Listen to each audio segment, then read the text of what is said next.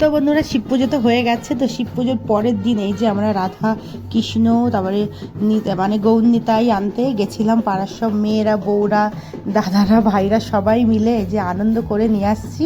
তো যাই হোক, আমি ফোনটা নিয়ে যাইনি, যেহেতু ফোন নিয়ে গেলে আনন্দ করতে পারবো না। তো তাড়াতাড়ি করে এই যে আমাদের যেই গলির সামনে এসছে, তাড়াতাড়ি করে বাড়িতে এসে ফোনটা নিয়ে গিয়ে তোমাদের সঙ্গে শেয়ার করছি ছোট্ট একটা ভিডিওর মাধ্যমে।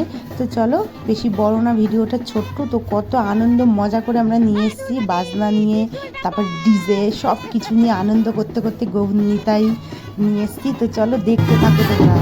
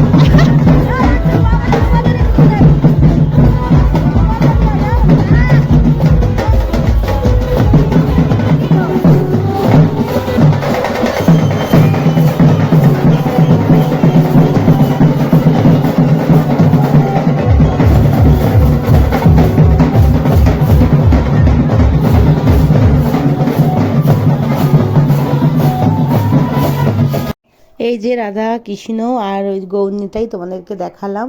আর এখানে সব নাচ চলছে, নাচ, আর ওদিকে ডিজের আওয়াজটা হালকা হালকা আসছে, তাই জন্য আমি এখানটা একটু সাউন্ডটা বন্ধ করে দিয়েছি। যাই হোক, এই যে রাধা কৃষ্ণ আর গৌরনিতাই।